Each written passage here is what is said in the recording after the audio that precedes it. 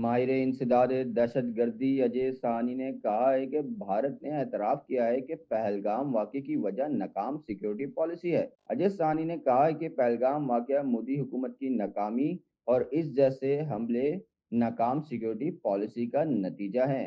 उनका कहना था कि मोदी सरकार सियासी फायदे के लिए झूठा प्रोपेगेंडा कर रही है। मोदी सरकार के बालाकोट और पुलवामा से मुतालिक दावे भी झूठे साबित हुए। भारत की पाकिस्तान के खिलाफ सर्जिकल स्ट्राइक के कामयाब होने का एक भी सबूत नहीं। हकीकत में पाकिस्तान ने न सिर्फ भारत का जहाज गिराया बल्कि पायलट भी गिरफ्तार किया। मोदी हर हादसे को सियासी फायदे के लिए इस्तेमाल करते हुए लाशों की सियासत करता है। दिफाई माहिरीन ने कहा है कि शवाहिद से वाज़ेह है कि पहलगाम फॉल्स फ्लैग ऑपरेशन भारतीय फौज की नाकामी बल्कि भारत ने हमेशा सबूत फराहम करने के बजाय इल्जाम तराशी की सियासत की। भारत का अपनी नाकामियों का एतराफ पाकिस्तान के मौकिफ की जीत है।